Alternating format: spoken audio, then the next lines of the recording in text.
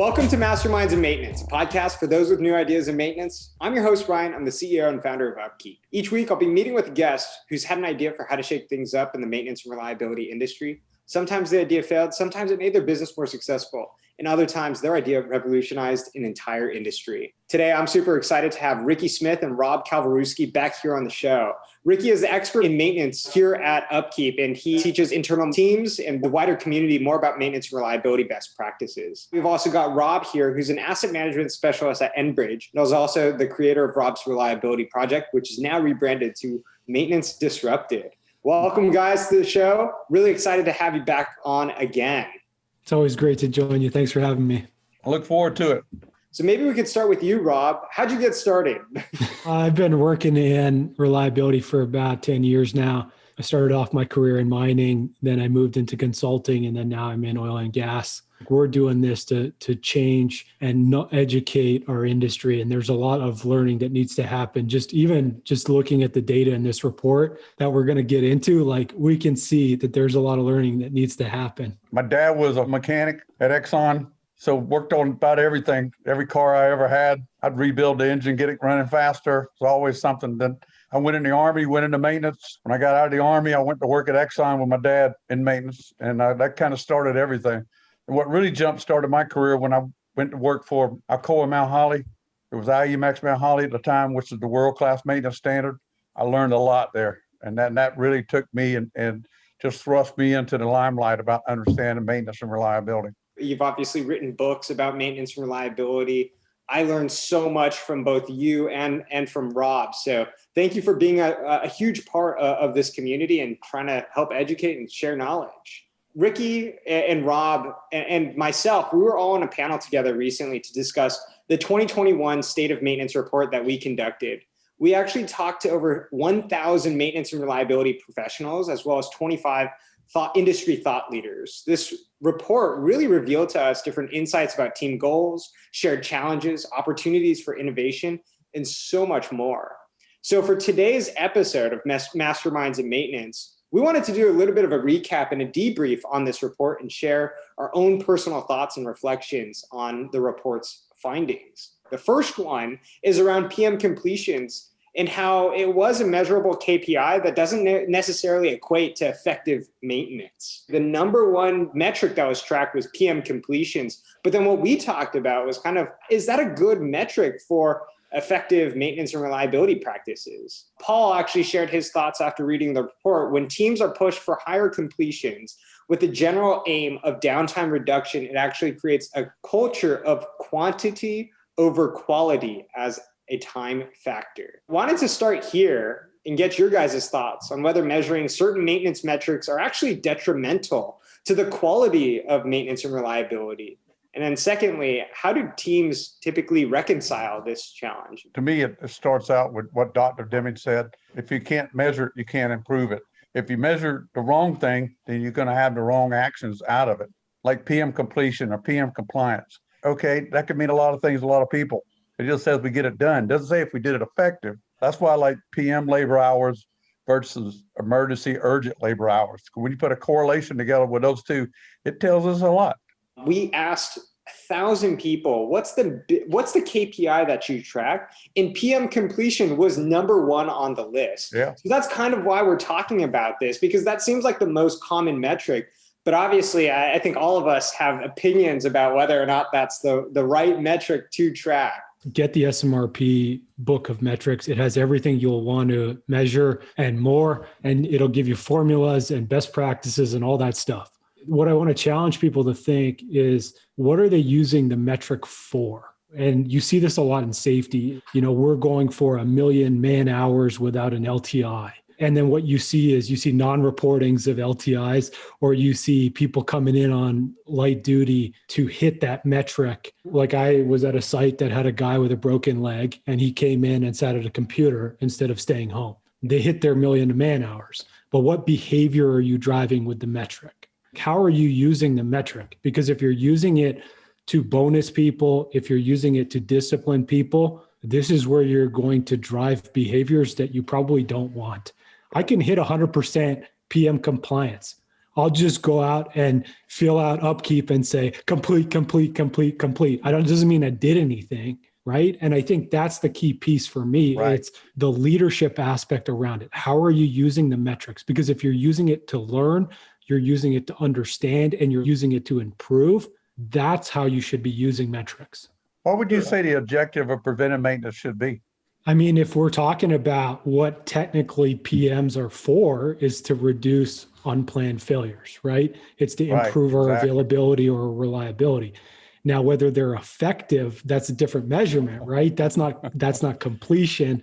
That's, are we finding defects? Are we reducing our reactive maintenance? Like all these other things that obviously, Ricky, but that is not in PM compliance. Why do you think that is the most common metric that companies track? Is it because it's easy, it's convenient? Is it because that's kind of like the stepping stone towards a more mature maintenance reliability department? Yeah, for me, it's easy, right? And I think it's easy if you don't do any PMs and you're moving from just purely reactive maintenance. It actually is a good metric to track then, because then you're moving from one to the other. Now, if you're trying to go to this like world-class maintenance program, it's not the one. Even in addition to that, there's more things to track than just completion, right? If you're moving from purely reactive, you should be tracking stuff like downtime. You should be tracking stuff like what defects are you finding, percent rework, like all these other metrics that sort of get at the quality aspect of the maintenance that you're doing. Yeah, metrics is your dashboard, like on your car, not just a speedometer, but you also got the temperature gauge or temperature light. You got all kinds of things on there to tell you if you got a problem. And the problem with KPIs, a lot of times we got the wrong KPIs, so those lights never come on to tell us we got a problem. PM completion might not be a terrible metric to track. It kind of depends what stage, what maturity level your company, your department is at. And also make sure that that's not the single one and only thing that you're tracking. Right. That's right. Right. And like no metric is inherently good or bad. They are just a number, right? It's how you use it. That's a huge thing. And then like, what are you using it for, right? Those are the other kind of pieces around that. We actually surveyed, these 1,000 people around like this digital transformation for work and what COVID has kind of done, whether it's accelerated, whether it's pushed for more digital transformation within their departments. And what we actually found was 66%, so 2/3 of our respondents actually said that they are now using a CMMS, a digital work order management solution, which is up from last year to track, maintenance, reliability, work orders, parts, inventory, and all of their assets. What are some trends that you guys think will happen with this digital transformation for work and maintenance and reliability more specifically? Yeah. The problem is a lot of times when we're using the CMMS, we're not using it the right way. What year is this? I mean, come on. And we're not using the CMMS. In 1980, the company I worked for had a first fully integrated maintenance software in the world. The CMMS isn't the problem. The problem is people are not either implementing it correctly or not utilizing it, which is probably the highest percent. They're not using it correctly. Of course, like technology is going to increase, right? Like this is the nature of the world. And even like COVID pushed a change on a lot of companies, right? Like you couldn't do some of the practices. Like I don't go to work anymore, right? Like I stay home and work. So if I can't access the CMMS, then like I can't be as effective as I could be. We all have cell phones now and we didn't 30 years ago. So I don't think it's that surprising to me. I think more adoption in terms of IoT solutions as well. And again, it's what Ricky said is completely right. It's not the solutions themselves work. It's more the people aspect around it. And I think that's the piece that's hugely lacking in our industry is change management and leadership around the implementation of all these things. And it doesn't just talk about technology, RCM, RCA, like all those predictive maintenance programs, it's all the same stuff. Like it boils down to how are you doing change management? What's your leadership looking like? And how are you actually like closing the loop? Our results aren't incredible, right? We have all this knowledge and yet we're not getting incredible results. In any change, or let's call it like digital transformation as we talk about that, there's two main components. There's people and there's technology. Where do you think the bottleneck is right now as it stands in 2021? Do you think that it's more of a people problem Or is it a technology advancement that we need to make? I think it's a people problem. I think it's probably like 95-5 or something. Yeah, I agree. Upkeep software works. There's no debate that it doesn't work. And yet there are customers that you have that are not effectively executing maintenance. You hear that all the time. I mean, our maintenance software doesn't work. Well, why doesn't it work? Well, it just doesn't work.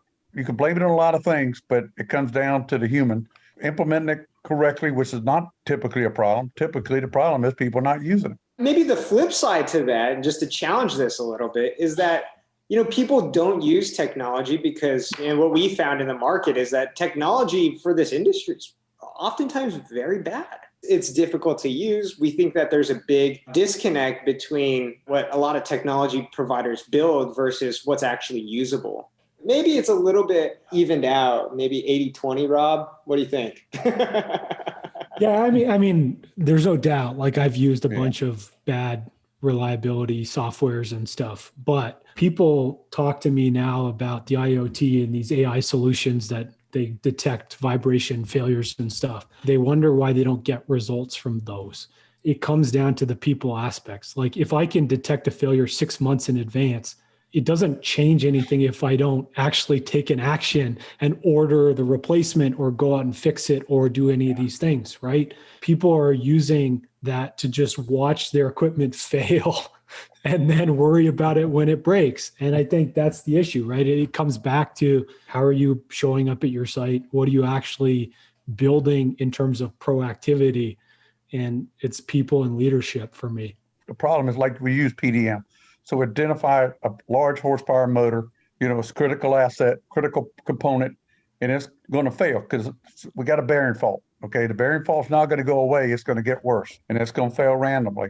What we should do, and what most companies don't do, is just go ahead and plan the job. We may not schedule it now, but we need to go ahead and plan it just in case it does fail. We've got the part, we've got the material, we got the procedure, we got everything ready. All we got to do is say, okay, the motor is down. We didn't make it to the down day. So we just pull it out and we replace it. We do it right. We're not in a hurry because they know when someone says, how long is it going to take? We've already scoped the job. It's going to take 4 hours. 4 hours. My gosh, last time you did it too. That's right. That's why we're back to the same problem again, the same asset. So we've been conducting this state of maintenance report every single year for the past couple of years. And obviously we're going to do it again next year. What do you hope will change the next time around? What are your guys' predictions as we look forward 1 year from now and we look back at the state of maintenance report 2022? Yeah, I think it's going to be very much the same. What I would like to see, though, in a dialogue in our industry is to go away from this aspect of trying to solve all our problems by throwing technology or processes or procedures at things. What I would like to see is more leaning into people. And I know, Ryan, you and I have talked about this a lot, but I think that's the real game-changing thing. And Shadrach talks about it in terms of collaboration. That's absolutely an opportunity for us. There's absolutely opportunities in terms of diversity and inclusion. And I think there's also absolutely opportunity in terms of treating our people like people, getting them trained, getting them confident in them showing up and doing jobs. Trying to make a better workplace. Like I think that a lot of us work in these places where we're kind of checked out and we're getting hammered all the time. And that's why we're not getting anywhere.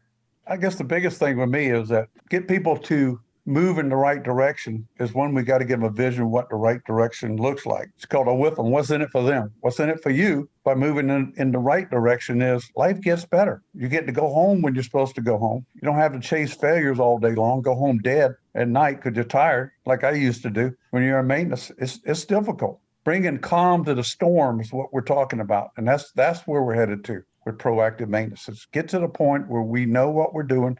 We know the health of the assets. We know what our problems are, and we're working on those problems to resolve them. But I want everybody pulled into it, from the technician up to at least the maintenance management level. I don't know if I want to get any higher than that because sometimes that gets a little crazy. But pulling people in on the team works out well. It's really cool to talk about this because we've got a year, right? A year of change. And obviously we kind of know that 2020 for all of us was a year of change. So hopefully we'll see a ton of really good progress moving in the right direction. what I hear from both of you guys, Ricky and Rob, is the focus on people, the focus on the human aspect of people coming into work, turning wrenches. I kind of reflect back how we started the conversation around KPIs. And it's kind of like the complete polar opposite of that, actually. It's not just hitting, going into upkeep or your CMMS and just hitting done, done, done, done, done. These are people. We're all human beings, and we all have the creativity, the mindset to want to do bigger and better things than just done, done, done, done, done. But if that's how we're measured, if that's what success looks like, that's exactly what you're going to get. To kind of wrap things up, we all know that maintenance reliability teams through the last year or so has been extremely resilient through COVID-19s in so many different aspects, financially, emotionally, mentally. And I wanted to end here to basically encourage our listeners who are out there on the front lines, keeping our world safe during this challenging time.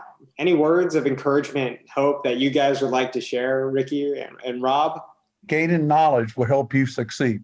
The biggest thing I've been focused on is that training, Rob. You got to get education on best practices. You have to understand it and feel it and then go out and apply it. Going to training just to get a certificate is a waste of time. You need to go to training to bring something back, to take that next level of step for yourself, which ultimately result in your organization doing better too. I love that. And I see it so much. And that's where some of the stuff, the training that I've been rolling out, at least in the leadership side, has included a mindset piece. It changes it from knowledge to this is who I am. This is what I do every day. And I think that's huge. And the only other thing I want to add to that, Ryan, this is the time to lean into empathy. And I see so often, and I've seen a lot this year with budget cuts and all these things, is people are starting to get into this war between, us and management or maintenance and operations. And it's very much like they're wrong and we're right. And I think the key here as leaders is empathy, is like, what's their point of view?